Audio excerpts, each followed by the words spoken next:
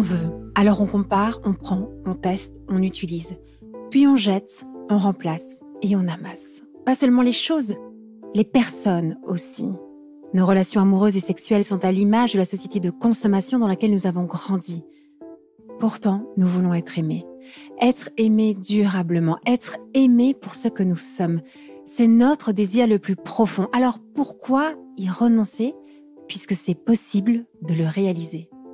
Je suis Thérèse, la cofondatrice de SEM, et vous écoutez Love Care, le podcast de l'amour durable.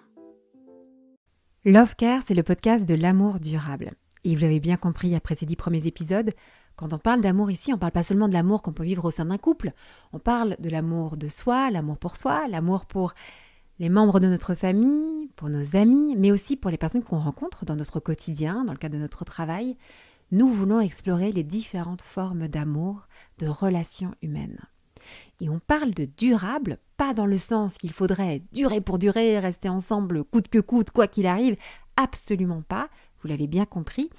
On utilise ce mot durable plutôt dans le sens écologique du terme, de durabilité, et on essaie déjà de donner certaines définitions, que ce serait une relation qui s'épanouit dans une quête de solidité, de stabilité, d'équilibre, de sérénité, qui invite à la connaissance de soi, à l'humilité, au dépassement de soi, à la résilience. Bref, on essaye d'explorer ce que ça signifierait vivre des relations durables. Pourquoi ? Pour faire face à la précarité de nos relations, et particulièrement la précarité de nos relations amoureuses et sexuelles que nous pouvons constater dans notre société.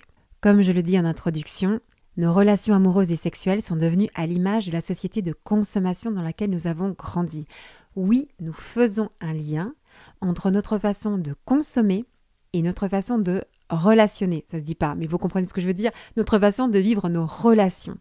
Et c'est ce lien-là que nous voulons non seulement explorer, et chez SEM, nous voulons développer ce qu'on appelle une écologie de l'amour. C'est une façon écologique de vivre nos relations d'amour.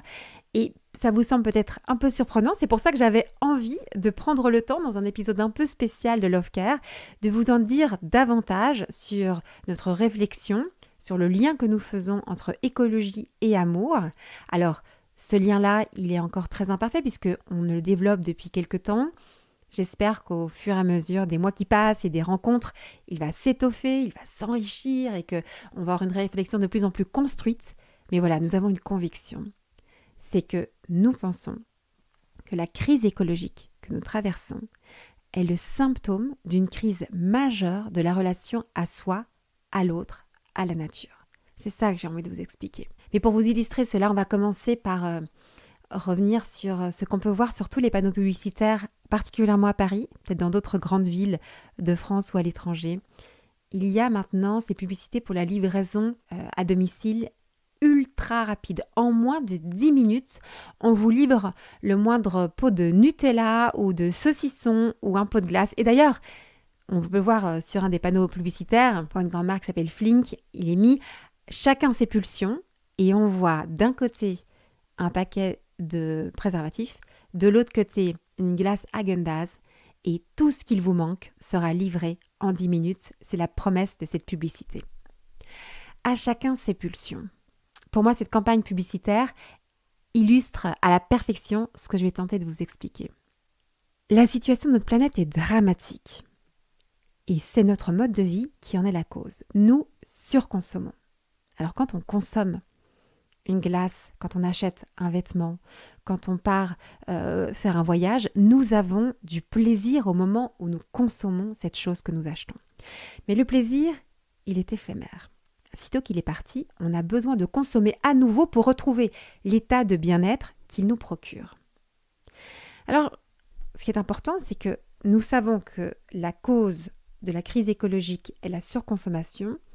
J'ai l'impression qu'on s'interroge assez rarement sur la raison pour laquelle nous surconsommons. Pourquoi consommons-nous de façon compulsive, c'est-à-dire de manière irréfléchie, irrépressible, illimitée ? C'est ça quand même la grande question à laquelle nous devons répondre. Nous surconsommons pour nous sentir plus désirables, plus remarquables, plus forts. On consomme dans le but d'augmenter l'estime de soi, la confiance en soi, l'affirmation de soi. On va acheter cette belle voiture parce qu'on pense que parce que j'achète cette belle et grosse voiture, ça va me donner une meilleure image de moi-même. Je vais acheter des fringues et en abondance parce que je pense que si je change de vêtements tous les jours et que je porte telle ou telle marque, ça va me donner davantage confiance en moi, ça va me donner une meilleure estime de moi. Nous surconsommons aussi quand nous sommes tristes, quand nous nous sentons seuls, quand nous sommes angoissés, dans le but d'évacuer nos émotions négatives. Ben oui, ce pot de Nutella que tu vas prendre quand tu t'es fait larguer, tu le prends à la petite cuillère, mais tu penses qu'en mangeant ce chocolat, ce Nutella, ça va apaiser ta tristesse. Nous surconsommons aussi quand nous sentons un vide, une perte de sens, un désespoir. On consomme dans le but de nous sentir heureux, mais par exemple ces voyages que l'on va faire à l'autre bout du monde pour espérer avoir un moment de bonheur, comme si notre quotidien était lourd, pesant, et que j'ai besoin de prendre l'avion et de partir loin pour être heureux sur cette île paradisiaque où on m'a dit que là, je pourrais être heureux, je pourrais être heureuse. Ce que je veux vous dire par là, c'est que la racine de la crise écologique que nous vivons est d'avoir pu penser que l'accumulation de biens matériels comblerait nos vies. Et on n'est jamais rassasié. On n'est jamais rassasié puisque ça ne suffit pas. Une fois qu'on a eu ce moment de plaisir, eh bien le vide revient, la tristesse revient, le mal-être revient. Et donc on reconsomme à nouveau. Et nous sommes devenus esclaves de nos pulsions. Et je pèse mes mots quand je dis esclaves de nos pulsions. À l'image de cette publicité, pour cette livraison ultra rapide, à chacun ses pulsions. Il faudrait répondre à nos envies le plus rapidement possible. Nos besoins de nourriture, notre besoin de confort, notre besoin de sexe, d'information, de pouvoir semblent insatiables. Ce que je veux vous expliquer, c'est que la société de consommation, elle fonctionne sur la base de nos fragilités affectives et relationnelles. Et elle nous maintient dans une immaturité. C'est-à-dire que pour fonctionner, il faut qu'on reste au stade pulsionnel de notre développement psycho-affectif, à un moment où on veut, on a droit, comme un enfant capricieux, comme un enfant qui ne sait pas gérer ses émotions, ce qui est tout à fait normal quand on est petit, ce qui est dramatique quand on a l'âge d'être un adulte. Alors pour répondre à ces pulsions, pour être capable de consommer, eh bien, il faudrait travailler toujours plus, pour gagner plus, pour avoir toujours plus. Plus on a d'argent, plus on serait heureux, pense-t-on. Et le travail prend une place immense dans nos vies. Le travail devient prioritaire au détriment des relations conjugales, des relations familiales, des relations amicales, des relations sociales. Le travail est perçu comme un lieu d'épanouissement et donne les moyens de répondre aux besoins matériels des gens que l'on aime, certes, mais quand il prend trop de place, il peut détruire les relations et la qualité de la vie. En tant que thérapeute de couple, je suis souvent très émue de voir des femmes et des hommes qui ont consacré un temps considérable à leur travail, avec une intention positive, de gagner l'argent nécessaire pour répondre aux besoins matériels de leur famille, de leurs enfants. Et à force d'avoir surinvesti le travail, ils ont désinvesti la sphère privée, ils n'ont pas soigné leur relation d'amour, ils finissent par divorcer et ça les rend terriblement malheureux finalement parce que l'objectif était de rendre heureux les gens autour d'eux et finalement ce travail se retourne contre eux. Dans cette course effrénée pour avoir toujours plus, pour consommer plus, eh bien on voit que les individus s'épuisent à mesure qu'ils épuisent aussi les ressources de la Terre, de notre planète. Ce n'est jamais assez. Il faudrait toujours plus, au risque de se déconnecter des gens que l'on aime. Il y a une autre publicité qui illustre parfaitement cette précarité des relations amoureuses et sexuelles et le lien avec la société de consommation. Vous savez, c'est la publicité pour adopteunmec.com où on voit une femme qui pousse un caddie et qui met un homme dans son caddie. L'homme est devenu aussi une chose à consommer. Les relations amoureuses et sexuelles sont de plus en plus souvent vécues comme de vulgaires objets de consommation. On prend, on utilise, on jette, on remplace les personnes. Et les applications de rencontres facilitent et démocratisent l'accès à la satisfaction immédiate de ces envies affectives et sexuelles du moment. On accumule les expériences amoureuses et sexuelles et on valorise la quantité plutôt que la qualité des rencontres. Ce qu'on va rechercher, c'est la satisfaction immédiate de son propre plaisir. On n'inscrit pas la relation dans le temps long. On ne respecte pas le besoin de lenteur du corps, le besoin de sécurité du cœur. Et on peut observer dans nos sociétés modernes une réelle précarité affective, sexuelle, relationnelle. Il y a une autre campagne publicitaire qui illustre parfaitement ce que j'essaye de vous partager aujourd'hui. C'est la campagne de la Fondation de l'Abbé Pierre. Il y a une citation, celle de Jean-Paul Sartre, « L'enfer, c'est les autres ». Et au crayon rouge, ils ont rajouté « L'enfer, c'est soi-même coupé des autres », signé l'Abbé Pierre. Ce que nous pensons, c'est que nos plus grandes joies se trouvent dans les liens humains que nous cultivons et faisons grandir dans le temps. Nous sommes, nous les êtres humains, des êtres de relation. Nous avons fondamentalement besoin d'être en connexion avec soi-même et avec les autres. Notre bonheur, il va dépendre de la qualité de nos relations, pas de la quantité des choses que l'on amasse, que l'on entasse, que l'on consomme. L'amour est nécessaire à la vie heureuse. Et ce qui va se passer, c'est que plus nous nous sentons aimés, moins nous avons besoin de consommer. Quand on a l'essentiel, le reste importe peu. Voilà. Est-ce que vous comprenez un peu plus pourquoi notre réponse à la crise écologique est de prendre soin de nos relations humaines, de les préserver, de les soigner, de soutenir l'amour. En soignant le mal à la racine, nous traitons en profondeur et de façon durable les problématiques structurelles de nos sociétés modernes. Plus nous nous aimons, plus notre consommation se limite à nos besoins réels. Notre rapport à la nourriture, notre rapport à la mode, à la cosmétique, au divertissement, au voyage, à la technique, à la nature, à l'information, au sexe, à la santé, va changer radicalement.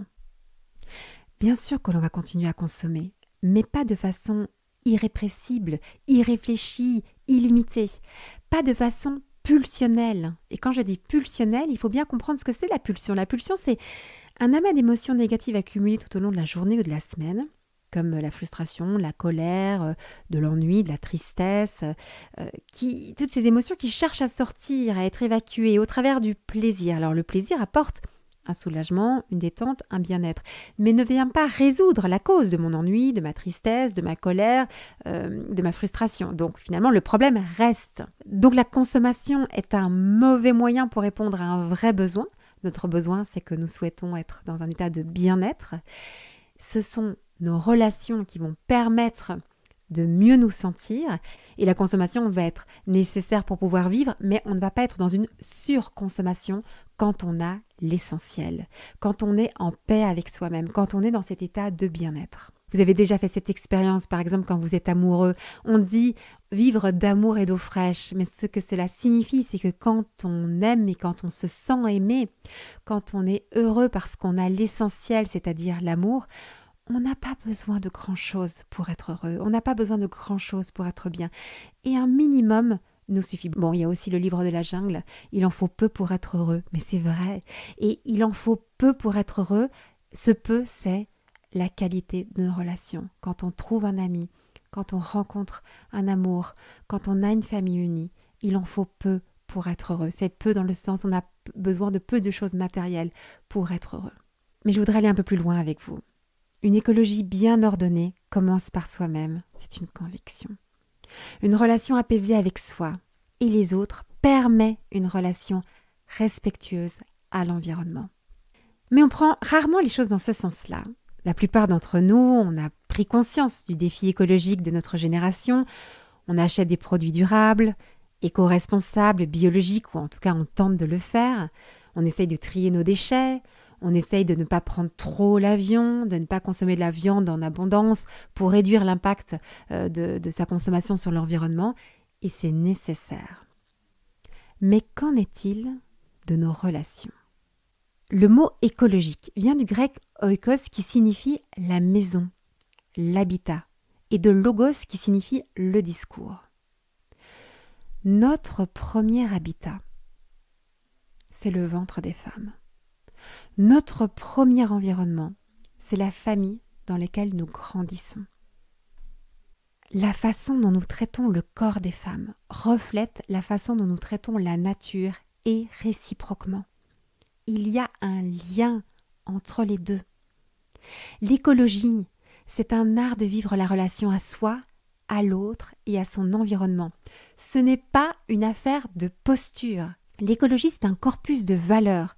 Respect, durabilité, responsabilité, humilité, engagement, générosité, résilience, solidarité, acceptation du temps long, des limites de la nature, des cycles de vie. Il y a une formidable prise de conscience collective des enjeux écologiques auxquels nous devons faire face. Mais ce mouvement n'a aucun sens si nous ne l'appliquons pas à nos relations à soi-même, à notre corps, au corps de l'autre, et à nos relations sociales, nos relations humaines. C'est pourquoi chez SEM, nous soutenons l'amour durable. L'amour durable, c'est une philosophie de vie, un art d'aimer.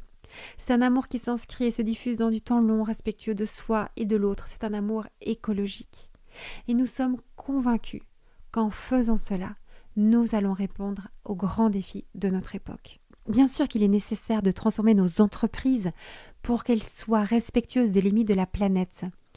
Mais ce travail-là ne servira à rien si on ne l'applique pas à nos relations humaines, si nous-mêmes, nous n'apprenons pas à respecter nos propres limites, si nous-mêmes, nous n'apprenons pas à être dans le respect des cycles de vie qui sont inscrits dans notre corps, si nous-mêmes, nous n'appliquons pas la vertu d'humilité, de responsabilité, de générosité, de respect. Bien sûr que c'est nécessaire de changer notre façon de consommer avec des règles que l'on peut s'appliquer, mais ce qui ne me rejoint pas, c'est cette écologie qui est triste, déprimante, qui, sous prétexte de protéger la vie, vient entraîner un état de déprime profonde ou de désespoir. L'écologie est là pour préserver la vie. Et la vie, elle commence au sein de nos relations. La relation à soi, la relation à l'autre, au sein de nos foyers. Si on applique tout ce corpus de valeurs à nos relations humaines, alors on aura quelque chose non seulement d'ordonné, une écologie bien ordonnée commence par soi-même, je le répète, mais surtout, et c'est notre conviction, c'est la seule façon d'arriver à transformer notre société en profondeur pour que nous soyons plus joyeux, plus heureux. Il faut sortir de cette idée que l'accumulation de biens matériels peut combler nos vies et de répandre cette bonne nouvelle que c'est la qualité de nos relations humaines qui nous rend profondément heureux. Et c'est d'amour dont nous avons fondamentalement besoin. Voilà pourquoi est-ce que nous agissons chez SEM. Voilà pourquoi existe ce podcast Love Care. Venez prendre part à cette réflexion qui ne fait que commencer. Venez prendre part aussi à ces propositions pour soutenir l'amour durable. On a une formidable révolution à opérer, la révolution de l'amour, et nous comptons sur vous pour semer cette bonne nouvelle autour de vous. Si vous désirez l'amour durable, retrouvez toutes les propositions de SEM sur notre site internet sem.co et sur nos réseaux sociaux Instagram et Facebook. Si vous êtes un professionnel du Love Care, rejoignez la communauté SEM. Et pour semer avec nous cette vision de l'amour, mettez un avis ou 5 étoiles sur votre plateforme d'écoute pour soutenir ce podcast. Venez signer notre manifesto et surtout, parlez de SEM autour de vous. Parlez-en à vos amis, à vos familles, à vos collègues qui ont tant besoin d'être outillés et accompagnés pour vivre leur désir le plus profond, aimer et être aimés durablement. Ensemble, nous réussirons à opérer la révolution de l'amour.